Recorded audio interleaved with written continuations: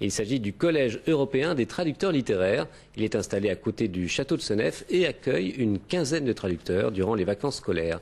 Ils sont là pour traduire les œuvres des auteurs belges francophones. Dorian Delpature.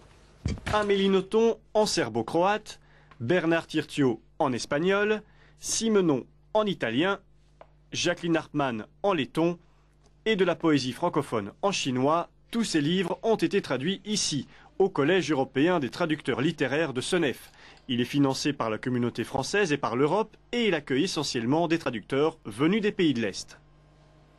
Dans les pays de l'Est, les traducteurs sont beaucoup moins bien payés et n'ont pas de très bonnes conditions de travail, puisqu'évidemment ils doivent travailler pour subvenir à leurs besoins. Ils n'ont donc pas le temps, les loisirs de bien traduire. Seule condition d'accès au collège, traduire un auteur belge de langue française et bénéficier d'un contrat d'édition dans son pays d'origine. C'est le cas pour Radi Vođe qui traduit Emil Verhaeren en serbo-croate. Ludačka pesma. Prebijim kičmu, zgrabi batinu, otarej pacove.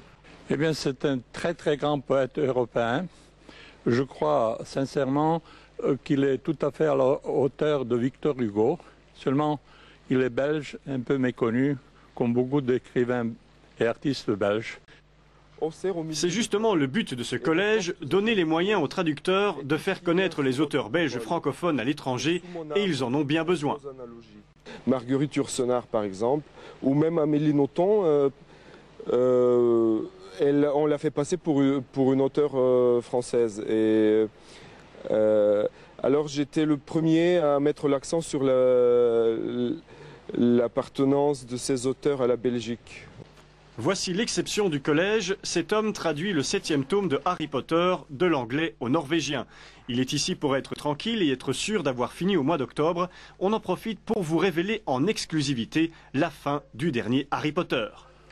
Oppriktig talt så har jeg hatt bråk nok for et helt liv. Pour ceux qui ne comprennent pas le norvégien, il faudra attendre la traduction française.